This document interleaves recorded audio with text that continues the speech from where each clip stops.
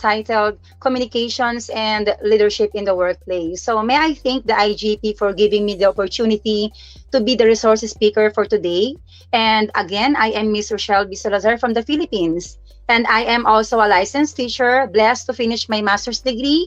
And now I am currently undertaking my PhD dissertation. I am also a life coach and a resource speaker. So welcome to the part 2 of this webinar.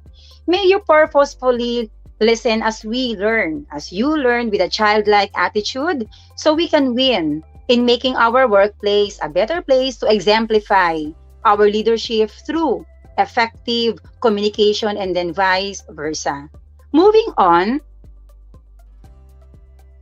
again, with the objectives earlier of our first speaker, which has been stated a while back on the part 1, in this session number 2, I will be highlighting how leadership does its role to partner with effective communication so that we will be effective and efficient as well, advocates of patriotism, integrity, excellence, and spirituality in the workplace, in our environment, thus making our roles more meaningful. So when we say leadership, my dear participants, in the workplace, it alludes to the capacity of a person to oversee and administer as well an organization and its kindred employees as well. It additionally suggests to the capacity to have empathy as well, impacts others, to play out, to give their best out responsibilities as well as could be expected. This will bring about progress for a certain organization. The more probable they'll affect the choices, of course, activities, generally mentality of others in a positive way, especially in this new normal. So when there is confidence, my dear participants, and positivity, positive in the workplace, I know that the organization or a certain organization is put into a good position. So I am sorry with my presentation. I think there is a difficulty, there is a problem with the presentation as well with the PowerPoint or the slide. However, as I continue, I am done, my dear participants. So I am done with my objectives. And now let's move on with my exercise. So let us have our exercise number 1. Please, let's have an interactive session. I want you to write something based on my slide on our comment section. So based on my exercise number 1, I want you to examine the top 10 leadership traits. Which number of leader accounts to you? Can you please, my dear participants, to write your answers on the chat pane or in our comment section? Okay, they thank you for your responding. So some says false, and then please respond for your answers based on our slide. Again, which number of leader accounts to you as I am presenting on the presentation on our slide? And please write your answers on the comment section as well. Thank you for responding. Moving on, you may have varied answers based on the comment section of what leader accounts to you. And so, these are the 10 traits of a favorable leader for us to have an effective communication. A while back, in part number 1, in our resource speaker earlier, she reiterated that regardless of whether we are talking about business, politics, sports, military, or even in academia, we as leaders must be the first-rate communicators. So leadership communication comprises generally of messages identified with an organization's vision and mission. I am giving emphasis on the vision and mission anchored to a certain organization. So the main objective of leadership, again, communication is to develop a feeling of confidence in the work environment or in the workplace. So through informing coming from the leaders, keeping the theme, the support group drew in and centered the correct way. So I hope you're still listening, my dear participants. You can utilize our chat pane if you have any suggestions or concerns, and then later on we will be acknowledging those questions and concerns. As I move on, great relational abilities help to foster rather better arrangement and convictions among individuals, move them to follow the standards and qualities which their leaders need to instill in them. So I have still another exercise here, so I hope you are still listening. So in the exercise number 2, choose 3 from the list of the most leadership challenges in the workplace that you have experienced. And in the comment section again, write the challenges in the workplace that you have experienced. So let me check out the comment section. So can you please list down most leadership challenges that you have encountered in the classroom, in the online virtual meeting, class, etc. Okay, thank you for responding. So please share your ideas with regards to our exercise number 2. It is highly appreciated. Thank you. As I move on, so as you collate all your answers about challenges in the workplace that you have experienced, you may think as well back in your brain why such things happen to you or to us.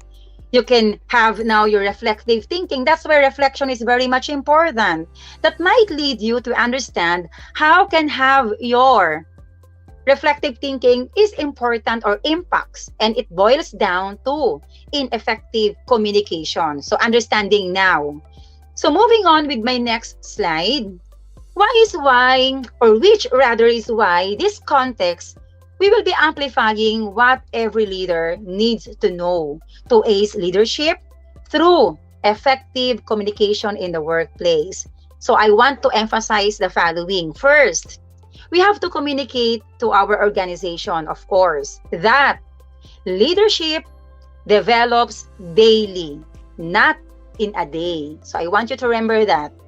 There is no instant solution, of course, that will make you a great leader. However, you need to work hard on it every day by making personal development or professional development as well as part of our daily or your daily routine or habit as well. So the law of process, again, the law of process focuses primarily on the personal development or professional growth, my dear participants. As Maxwell says, one of our theories, being put in charge is not the same as being a leader. Merely managing a team is not enough to morph or to form you into a good leader or a leader as well that people will follow. It's an ongoing cycle that requires you to put in the work every single day. So we have to work hard for it. The best way to use the law of process is by evaluating daily routine or your daily routine as well as they stand. So what are you currently doing that makes you a better person? So that is a question. Do you use really your time wisely, properly, accordingly?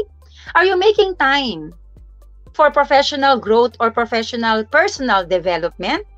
Or are you just wasting your time on doing things that is not really important, especially nowadays?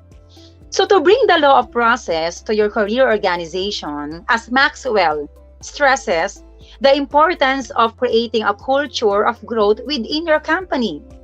Invest in your employees, of course. How? So of course, by promoting a take-charge leadership mentality, provide them with books, training, mentoring, so that they too can become a great leaders through online. Your business will be, of course, all the better for it. Okay, moving on. Since leadership develops daily, not in a day, so another I will be giving emphasis, to change the direction of the organization, of course, change the leader.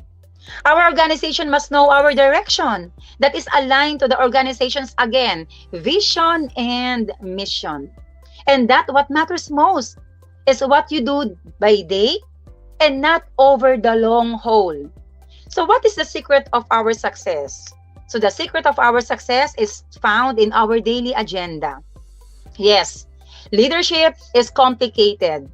It has many facets, such as We need respect, experience, emotional, strength, people skills, discipline, vision, momentum, and timing. The list goes on.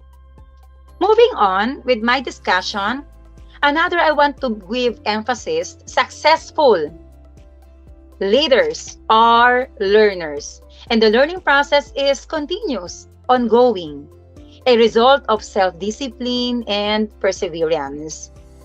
So I want you to focus with this quotation by Benjamin Disraeli. To be conscious that you are ignorant of the facts is a great step of knowledge. So I want you to remember that, my dear participants.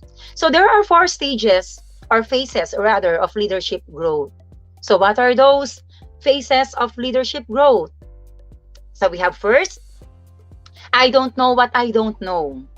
Phase 2, I don't know, I know what I don't know. So again, phase 1 is I don't know what I don't know. Phase 2 is I know what I don't know.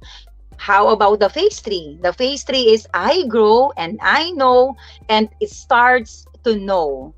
And the last but not the least, the phase 4, I simply go because of what I know. So see the phases of leadership growth.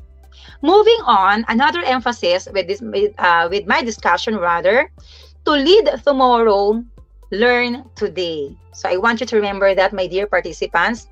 So what does it says? Successful leaders are learners, and the learning process is ongoing, a result of self-discipline, perseverance. Whenever you come across a golden nugget of truth or a significant quote, file it away for the future. There is an old saying, yes, champions don't become champions in the ring. They are merely recognized there. If you want to see where someone develops into a champion, and then why not look at it? Look at his, her daily routine. Example of analogy is boxing for leadership. Why? Because it is all about daily preparation. I know you will be agreeing. Leadership doesn't develop in a day, like what I have said earlier. It takes a lifetime. Leadership is influence. So I want you to take note of those powerful words, or power words rather. Moving on, another to give emphasis with my discussion, fighting your way up. What does it mean? It is also standing up for your people. Of course, you are a leader. Have you ever worked with someone who defended you when you made a mistake? Or for honest reasons, perform badly on a task? You can use the chat pane if you have experienced those questions. Gladly appreciated, my dear participants. And then perhaps he or she puts her own reputation on the line and defended your actions to a senior manager or a client. Or maybe he or she rather took responsibility for your mistake or defended you from unjust criticism. My dear participants, if you have experienced this, it probably made a very deep impression on your part as a leader, as a manager, and strengthened the relationship you had with that person. What if this is reverse? Do you feel comfortable standing up for your own people in this way or in that way? And do you know when you should and shouldn't do this? Another questions that will mark on your mind. So on this note or on that note, well, look at how to defend people appropriately. Well, look at why you should, explore when you shouldn't, and think about how you can stand your ground diplomatically and effectively without damaging your reputation or anyone's reputation. Moving on, another powerful words with my discussion, my dear participants, a man of action. Why? As a leader, you practice situational leadership, wherein you do the following, such as, are you going to direct?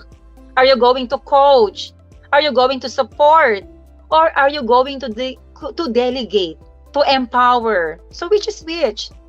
The four styles are quite different, of course. I know you are agreeing with me. That is a very evident and common knowledge with the different styles. So the idea is to try and measure the need of your employee, and choose the style that is appropriate in a certain organization or in a workplace that best fits at that particular moment in time. The measuring process needs to happen continually for you to be most effective. The style which helps Anna or Jacob in situation X might not be one that will be effective or in help with him or her in his situation Y. So see the difference, the situation X and Y. So as leaders, when we are practicing what we preach, it is necessary or necessity that we can have our credibility. If our actions do not match up with the beliefs that come out from our word or from our mouth, we uttered the words from our mouth, of course, we are either lying to the world or lying to ourselves, to yourself. Either way around. So it's wrong. I am disagreeing with that. Okay, you have to think of it. If our actions do not match up with our own beliefs, our own values orientation, then we are literally a walking contradiction. So on my next slide, thank you, my dear participants. You are very active in our comment section. Highly appreciated. So who is your leadership idol? So based on my presentation, try to figure out, my dear participants, your answer by writing in the comment section. I will appreciate your answers with regards to who is your leadership idol. So please, can you please figure it out? Thank you for responding, everybody. Okay, thank you. Very informative, according to one of our respondents or participants, rather. Thank you. Appreciated. Thank you, everybody, my dear participants. To conclude, my dear participants, thank you for responding. To conclude with my discussion, may we be a leader or a manager or a colleague, a team member, a teacher, an employee, and the like. Let us challenge ourselves to both willfully and skillfully. Let us apply both effective communication and leadership in our workplace. Let us remember we are the salt and the light of this world,